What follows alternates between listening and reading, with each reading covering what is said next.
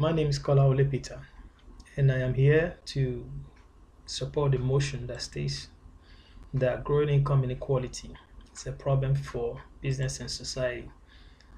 Growing income inequality is a sort of widening gap between the income of the rich and the income of the middle class or poor.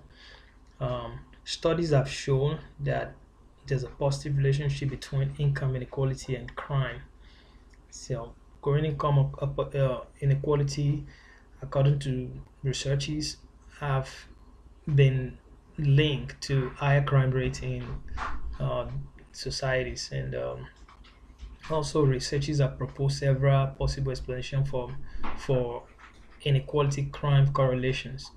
So one of this is the lack of law enforcement spending in low income areas. So in low income areas, it's not far fetched to see that the lack of police um, activities going on, because it's just an area where under crime is gonna be committed, and this is a bad social view for the society. um, and also another thought to that is the accumulation of police activities towards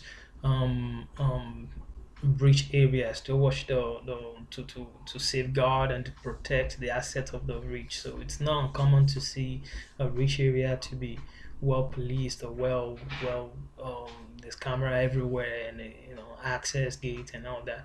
But for low income or poor societies, um, they often live in a very devastated state where there's no action to crime.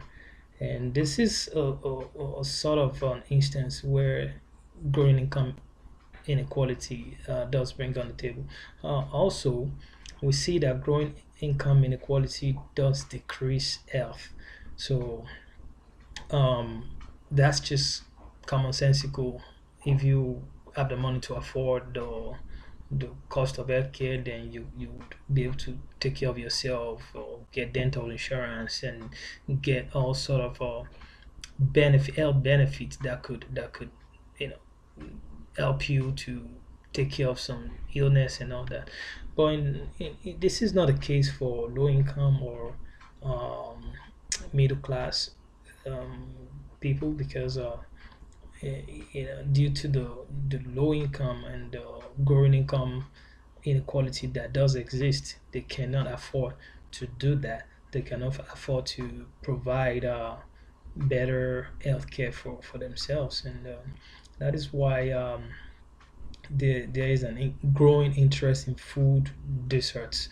Um, Basically, food dessert is just like a dumping ground of not too healthy food, and this is very common in low income societies where um, poorly processed food are sold to um, poor poor communities, and you see the health risk that brings as well. Health risks such as obesity, like heart problems, and other problems. Um, this is also one of the another reason why growing income inequality is not it's not good for the society and the economy, is that impoverished Americans have been especially affected by the nation deteriorating average quality of health. Americans living in the poorest neighborhood are more likely to be obese in America. So this is also backing up my earlier point. And um, ultimately, this does reduce the life expectancy between of the poor as against the life expectancy of a you know rich person. So this is also a very bad situation for the society, due to the fact that there's a growing increase in growing in income inequality. So also, income inequality also increase political inequality. Um, so much for democracy that you go to vote and put your candidate in office, and they can advocate your problems. Um, but this is not the case in the sense that um, though I do believe your vote does count, but the circle, the economically buoyant individuals are also seen in the political arena, because of this instance of lobbying and election um, support from the rich.